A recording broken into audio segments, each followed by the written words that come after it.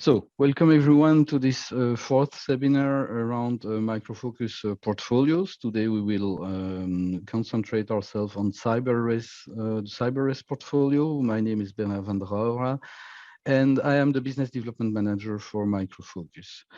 The agenda for today is, I would say, pretty simple. We will start with Toon van den Berg, who is a pre-sales engineer at Microfocus, and who will make the overview of the portfolio.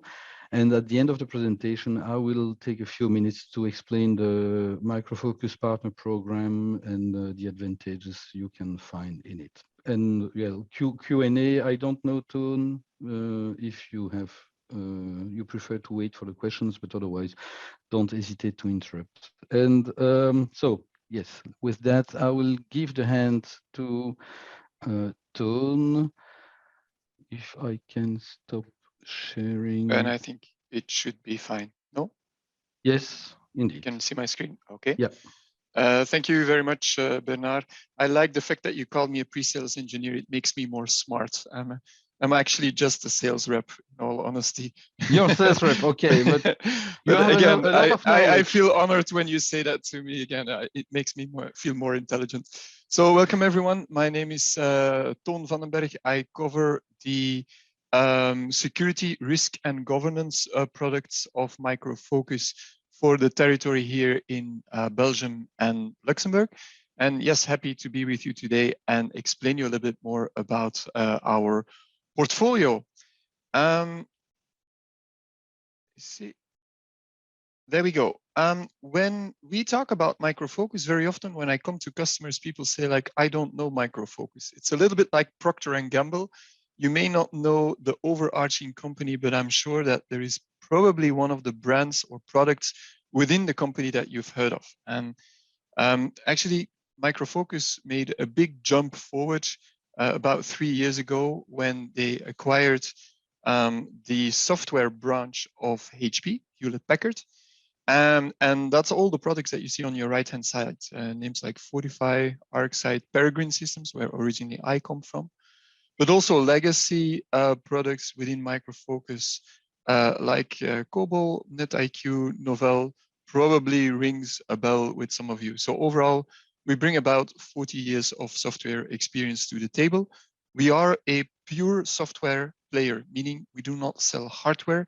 We focus on software only. We produce software, we support software, and we help implement software. With regards to the focus areas where we are active, overall, we help our customers make the bridge to digital transformation. And we do that on 4 focus areas. The first one, which was covered in other presentations that Bernard has been moderating, is around speed in application development. How can we help companies to bring to market applications faster, better, and also more secure? We'll talk about that one in a second. So it's all about application lifecycle management. The second pillar in blue is more around IT operations. How can we help companies to manage their IT infrastructures? Think help desk organizations, think central asset management organizations and solutions. And obviously nowadays also, how can we help them make the bridge to cloud? So hybrid IT management with cloud automation. The third pillar is all about security, risk, and governance. That's going to be the main topic of today's conversation. That's my portfolio where I'm responsible for. And we recently got rebranded into CyberRes. You will see us go to market more and more under the name of CyberRes, which is now a line of business which operates a little bit more in an autonomous way within Microfocus. And then fourth, last but not least, is our analytics capability with Vertica.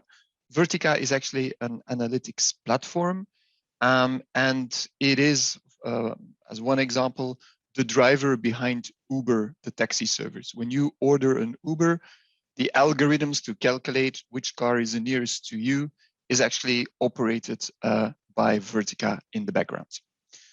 All right, so as I said, let's focus now on CyberRes, and I usually start by explaining what we do and don't do, mainly what we don't do. We are not a typical network security service or software provider.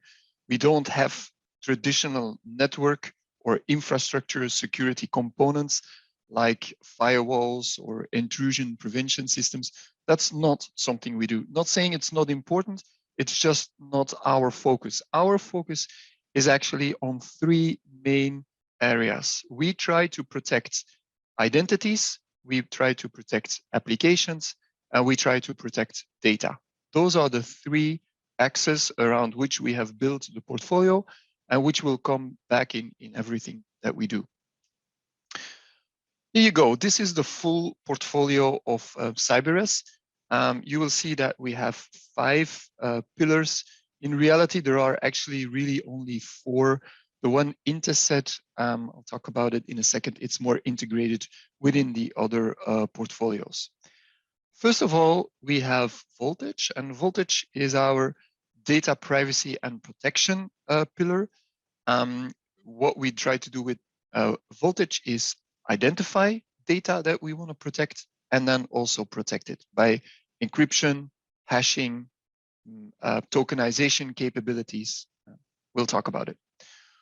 Our second one that we'll cover today is around application security. There, the product is called Fortify. Fortify came into HP and now Microfocus about 10 years ago, and is a very strong brand, very much recognized in the Gartner Magic Quadrant. If we go then to the lower half of the screen, this is where the identities come into play. Remember, I said data, I said applications, I said identities. With NetIQ, we have our own identity and access management platform. How can we cater identities in different environments? How can we make sure that people have the right privileges in the different environments of our customers? And then on the far right, you have Arcsight. Arcsight is our security operations portfolio, our SIEM SOC solution, where we actually try to get an insight into the environment from a security perspective. Interset is an analytics capability that we bought about 2 years ago. It's the strongest interconnected right now with Arcsight, but we're also using it in our other portfolios because it actually brings artificial intelligence and machine learning capabilities to other portfolios as well. All right, this is just like the high level overview of the different elements. Let's now go a little bit deeper into all these different items. The first one, Voltage, data privacy and protected. I like to call it our GDPR portfolio, if you want. And I'm sorry if this slide is a little bit busy, but it kind of gives you a good overview of the full portfolio and the capabilities that we have. What you see in blue is solutions that allows us to do the discovery of sensitive data, for example. Before you want to protect data, you need to know what you have in the first place, right? And within Voltage, we have the capability to discover, for example, sensitive data in both structured and unstructured data. And that's what you see in these red circles. On the left-hand side, you see structured. On the right-hand side, you see unstructured data. For people who are not too familiar with the difference between those two, structured data is pretty much something that sits in a database. You have an application, behind it you have a database, an email address that actually is entered through the application will be stored in the database in a table. That's a very clear and structured pattern. That's structured data. Unstructured data is data that can be free-form. Think of an email, think of a Word document, think of a PowerPoint, where you may have sensitive data, still in the context of GDPR, for example. There, it becomes a little bit more difficult, and it requires a different technology to discover that data and also to protect it. As I mentioned, we have capability to do this in both structured and unstructured. What you see in blue is the discovery capability. What you see in green is actually our protection capability. Once you know what you want to protect, then how can we anonymize this, pseudonymize this, hash this, encrypt it, tokenize it? There's a lot of capabilities that we have, a lot of terminologies also that sometimes mean different things to different people, depending what you talk to. But just to give you an idea of how the portfolio looks like. Now, without going into detail on the products, I like to focus a little bit more on typical use cases. And again, there is many on the slide here. I'm just going to call out a few that hopefully will ring a bell and that will help you to understand how exactly we use these technologies. The first one is in yellow there. It's called test data management. And this is typically a use case that comes from the GDPR practice. Very often, what happens in IT environments is that in test environments, we just go and see that people take a copy of the production data and use that in test and dev environments. Now, from a GDPR perspective, that's actually a big no-no because probably administrators may see data that they shouldn't be seeing. Think of, for example, an HR system where really the IT administrator has access to, for example, salary information or insurance information related to employees. What we can do with our voltage capability is take a copy of the production data, but then anonymize the data and use anonymized set of data in the test dev environment. And the solution we are using there is called secure data. And there's a couple of things that are important about secure data. First of all, is that the technology behind it is called format preserving encryption. What does it mean? It means that rather than taking the original data and encrypting it in some unreadable blurb of characters, we will respect the format of the field that we're encrypting. If we're encrypting an email address, we will make sure it still looks like an email address, but obviously it's made up data. My email address may be converted into characters at characters@characters.com. So all the downstream applications that are using encrypted data, they will not break over the fact that it no longer looks like an email address, because it does. It is just not real data. It's made up data. Same thing for other data formats. We can make sure, for example, we still use a date of birth that looks like a date of birth, other than it's made up now. So that's the power of the solution. It's called format preserving encryption. Also, and then I'm going to move on. If not, we go too technical. We ensure referential integrity. What that means is that we encrypt always in the same way, meaning we keep the relationship between the data in data tables.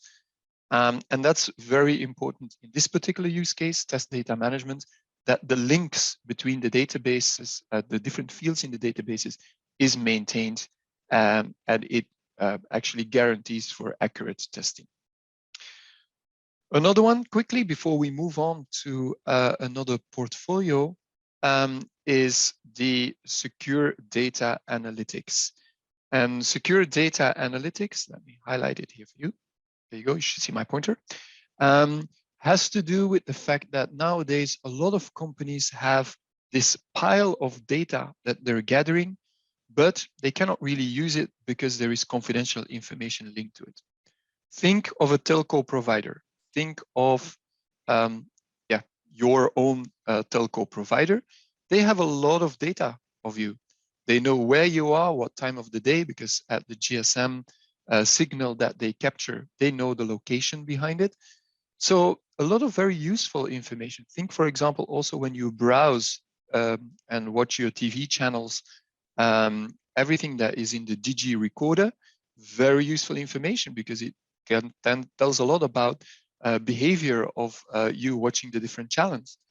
Now, obviously, if they want to do something with that data, if they want to run analytics on it, they want to run it, for example, in a Snowflake, they need to make sure that the data is properly anonymized. And that's also something that we can help with, so that we can actually guarantee secure data analytics on anonymized data sets. And this may help these companies to actually sell this data and monetize it. Those are just a couple of use cases, things that are that I see currently quite often, things that I'm currently working on different opportunities. All right, this kind of concludes as a very high level overview what we can do with Voltage. Remember, we do data discovery, we do data protection through, for example, format preserving encryption. If we then jump to the next portfolio, we're going to shift gears. I remember I told you we focus on data, we cover that. We focus on applications. So a totally different solution, totally different angle, perspective. Now we are providing tooling that helps developers develop secure software. How can we secure the development lifecycle? Apologize again if this slide comes across as a little bit busy, but let's focus on the top first, the software development lifecycle. So here is typically how software is being developed. First of all, you have the design phase, then you're going to code it, you're going to build it, you're going to compile it, then you're going to actually test it, use it in a test environment, and finally it's going to go into production. With Fortify, depending on the stage, we have different solutions that help developers and also security teams to create secure software. What you see in blue is actually our on-premise offering, but you will see that we also have a pink offering, meaning we can offer the same capabilities also in a SaaS platform, even as a managed service. Now, for those who are a little bit more familiar with the terminology, within Gartner, you will see terminology like SAST and, oops, I apologize, I should have clicked that, I apologize. SAST and DAST. SAST stands for Static Application Security Testing. DAST stands for Dynamic Application Security Testing. With Static Application Security Testing, we are going to start with the source code of the application itself. So really what the developer is coding, we are going to run a scanner on it, and the scanner is going to find vulnerabilities. And those vulnerabilities we can then feed back to the developers and say, hey, on code line 45 of your application, usually it's like 3,427, you have a potential defect, something that is an open door for hackers to break into the application and get access to the data behind it, right? So this is the whole purpose of the solution called Static Code Analyzer, is to find the defects and feed them back into the developers. With software composition analysis, we're kind of doing the same thing, but we are trying to do the same thing on third-party open source components. Nowadays, developers, they develop on their own, of course, but they also borrow a lot of already existing pieces that they can find in open source libraries. So how do you make sure that also those are protected, that you are using the latest version of these open source components? Well, that's with software composition analysis. We have an integrated solution that allows you to run both at the same time. Basically, you, with one single command, you run the scanner on your own code, also on the third-party libraries, and you have a combined view. That's what you see here, the layer on top, Software Security Center, which is your governance layer, where you're going to find all these vulnerabilities, where you have ways to interact, where you have a triage capability, so you can filter out potential false positives, and then feed it back to the developers. Same capability we have with dynamic application security testing. There the solution is called Web Inspect. As you may expect, Typically here, we are going to assess and scan web applications. The ultimate goal is the same. You want to find vulnerabilities, defects. The way to do it is different. Here, you should look at it as an automated pen testing tool. Basically, you give WebInspect a login and a password and a URL, and WebInspect is going to break into this application, is going to try and see if there are any potential defects. It will be all sent to SSC, Software Security Center, your reporting and governance layer, from where you can then do the dispatching. This is just in a nutshell the main capabilities of Fortify. We also have a runtime protection capability, which is again for apps in production. It behaves a little bit like a web application firewall, but there the technology is called RASP, runtime protection. The solution is called App Defender. As you can see, basically there we are monitoring applications, and if applications are potentially under attack, we can stop the malicious traffic and that way protect an application in production. All right, that's just, again, very high level what we do with Fortify. If we then get back to our portfolio overview, we had data, we had applications. We're going to focus now on identities. And obviously, the most clear or common in this area is our NetIQ identity and access management portfolio. Again, it's going to be a busy slide, I warn you. There you go. But let me try to guide you through it. We have three axes of what you can do in identity and access management. The first one is what I call the plumbing. And it's called or the product names on our site is called Identity Manager and Identity Governance. Basically, what this is that it helps you to make sure that typically, for example, when a new person, a new employee is joining your organization, this new person has the right privileges in the different environments that this person will work in. Yeah. For example, you have a person that is going to be joining the HR organization. You will have the single version of truth. Maybe it is an HR application or it's an Active Directory. And from there, you can then make sure that this person has access to all the relevant tools and applications in your environment. Vice versa also. Imagine you have the situation where you have a person that is fired because of urgent reasons. You want to make sure that from the moment the decision is made, as soon as possible, these rights are also removed from the different systems. So also, and there we actually have the lever scenario and use case. You may want to have the capability to, as soon as possible, deactivate the profile and the right privileges from that person. Another capability in this area is the assessments and recertifications. What we can do there is, we're now more going towards identity governance. We can actually launch certification campaigns with first-line managers. Basically, we give them a report and say, here, manager, you have a list of all your employees. You have currently 8 team members. Can you please verify if these people still have the right privileges in your team? With the principle of least privilege in mind, make sure that they do not have more privileges than they need to.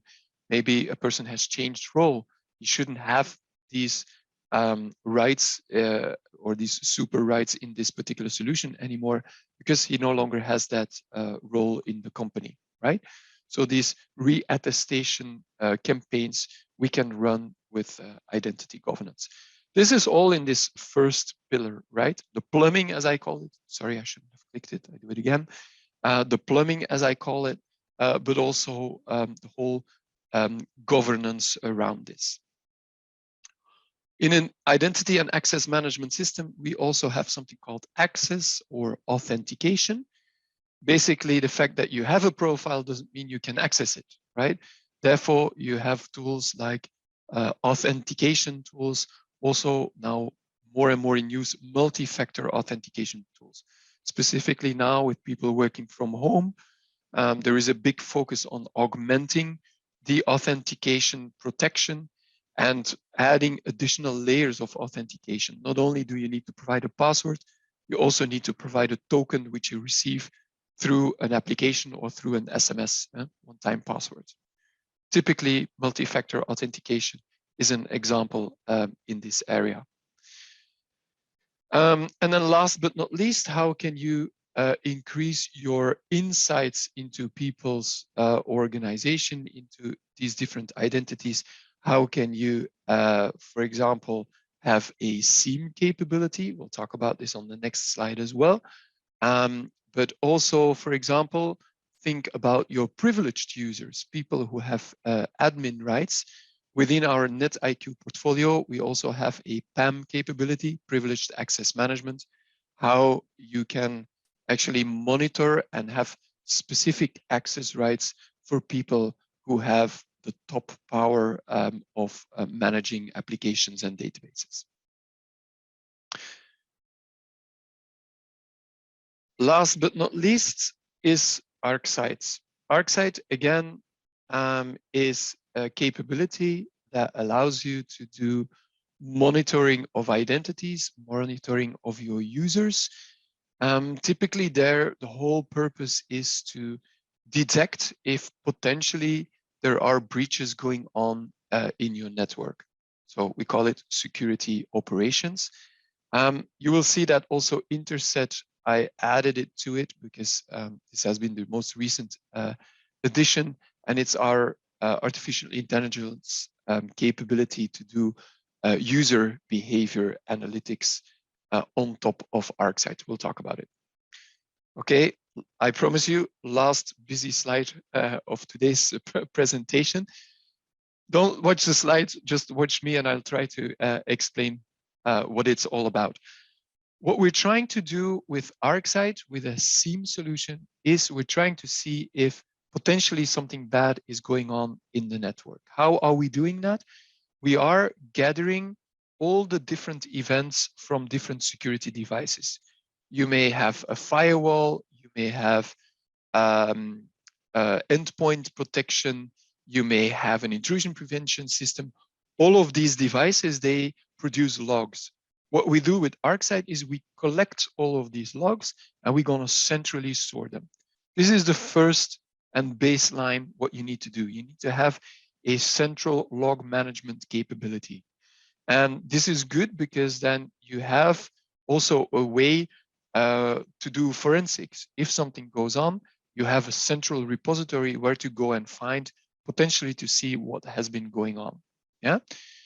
So that's what you see at the bottom of the slide. Through the different connectors, you can, through a message bus, store all these events in a unified data lake, can be, but it could also be you do it in what we call our logger capability, Arcsight logger. This is a first step. It's still pretty reactive, right? Because you can use it for forensic capabilities once you know that something is going on.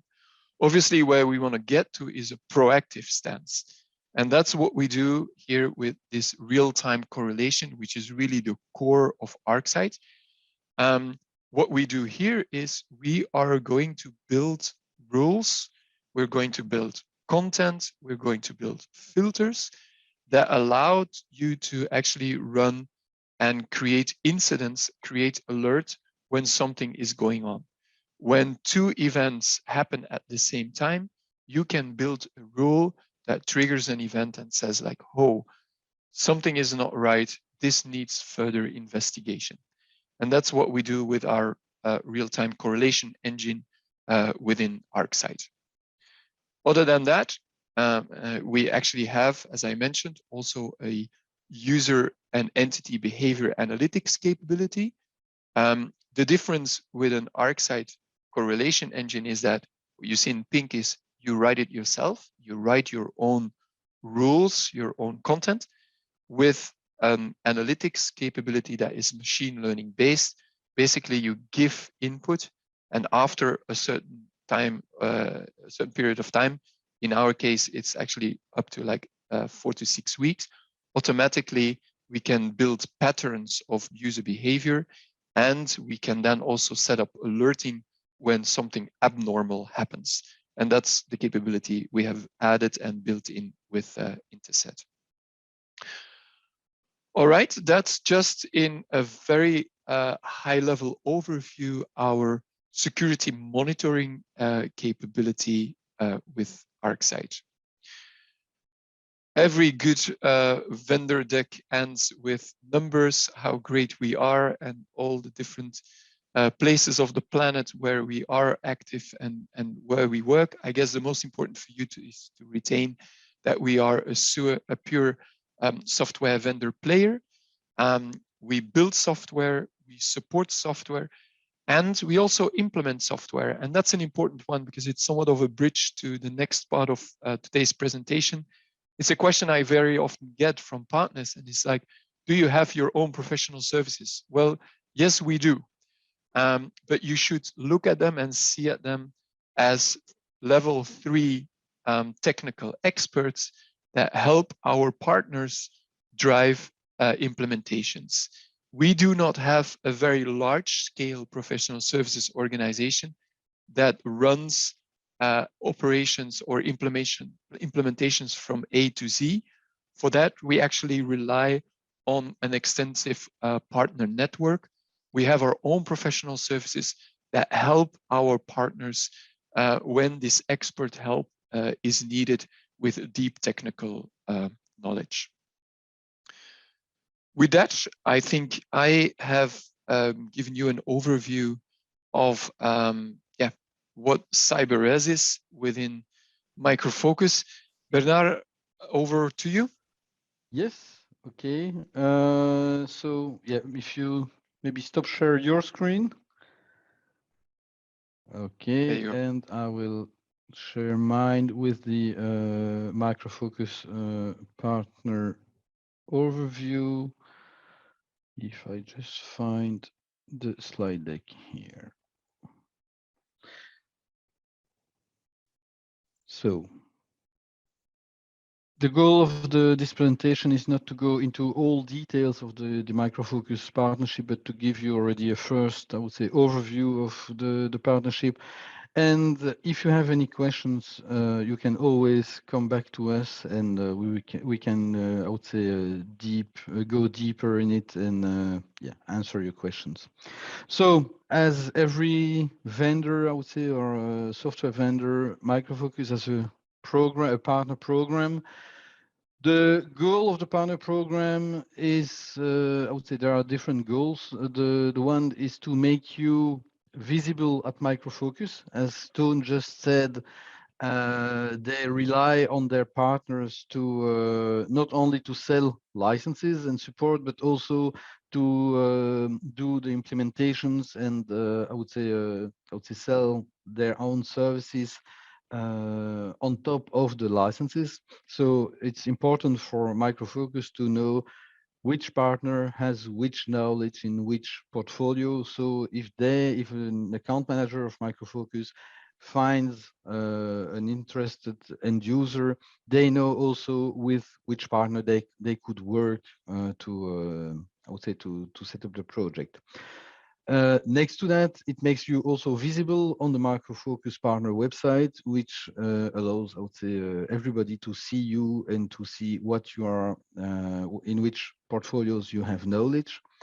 And next to that also, as almost all partnership programs, there are, of course, some I would say interesting sites for the partner itself, in the way that you have a right to back rebates and marketing funds to build marketing campaigns to help you to be also more visible on the market with Microfocus.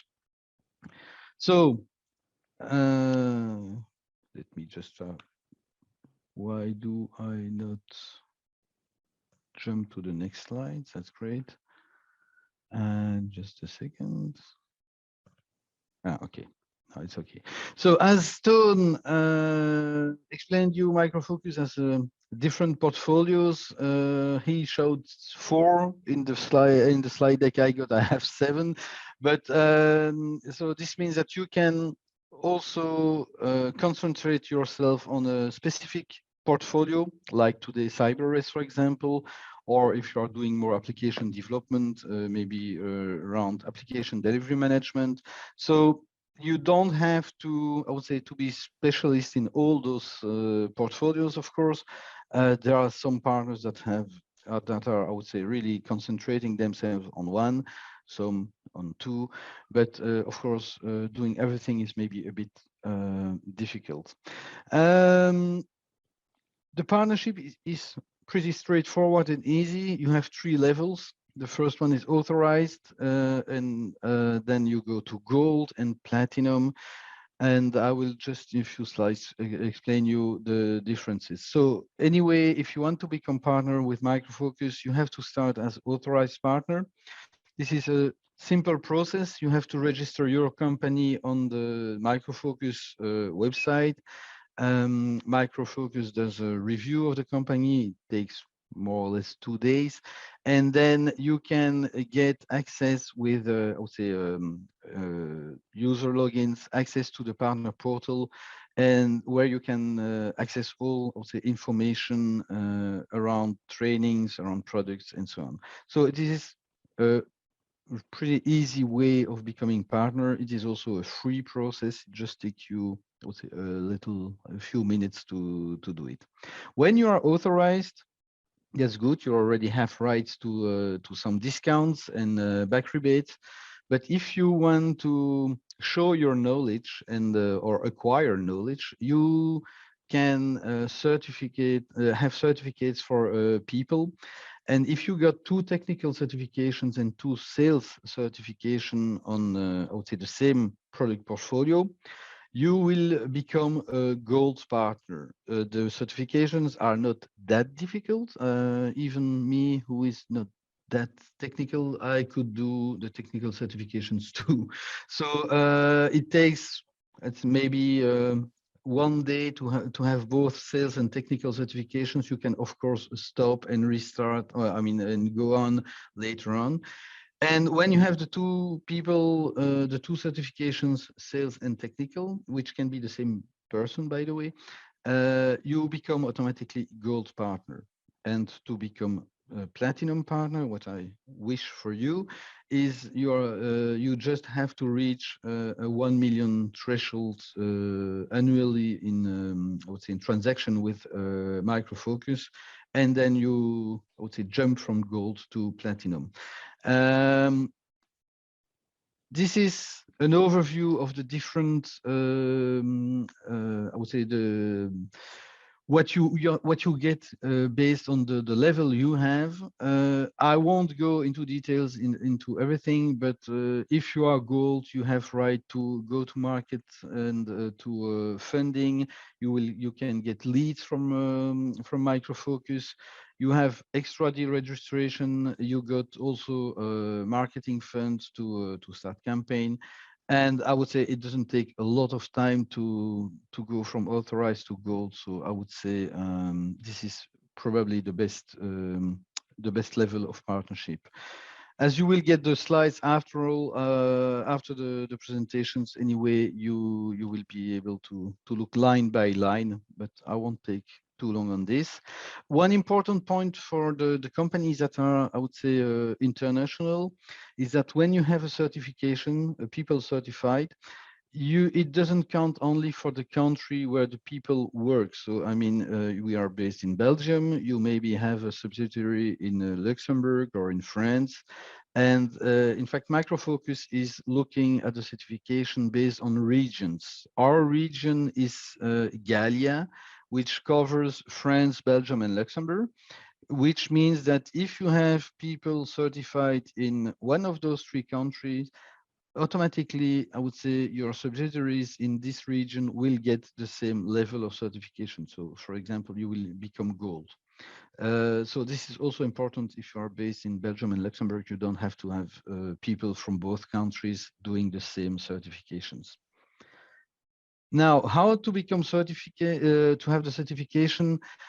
This is pretty easy. Once you're onboarded, you go on the partner portal, and there is a screenshot of the portal at the end of the presentation. You can then reach out to, I would say, the certification website and find the, I would say, the certification on the products you want to get certified. And there is a set of trainings, and then you have an examination to take. And yeah, when you pass it, you have immediately the certification. I would say published. If you want to have more deeper knowledge on a product, it's more for the technical people. You have the advanced technical training or trainings, which allows technical people to have more in-depth knowledge of a product or a product set. And maybe an interesting part also is the continuous learning, which allows people having the certification and the knowledge to, I would say it's the kind of upgrade learning where people don't have to follow a complete training on a product set. They have trainings about just the new version or new capabilities of new versions, and it's just above the on top of the existing training, full training. The deal registration overview, I will jump immediately to the interesting part, where are the figures. So there are, and I will start maybe also with a pointer here. So you see the base rebate or back rebate is 10%. And if you are gold, you can get an additional rebate. If your goal is this one, you can get an additional back rebate on the deal registration that are approved by Microfocus. So to have an approval for the deal registration, in fact, it's easy. The opportunity has to be unknown to Microfocus. So this is also important that you keep a good contact with the sales guys, for example, Tone at Microfocus, so that you also know you can discuss with them. They are all nice people. So if you come with a new opportunity, they won't jump and I would say declare the opportunity themselves. If they didn't know it, they will let you do the registration. That's I would say that's the rule, and this will allow you to have back rebates on top. One important point: those figures are only valid for I would say deals with the standard discounts. So if you have large deals or specific customers having special prices, the back rebate can be reviewed, because yeah, otherwise it's could be a lot of the cost could be high for Microfocus.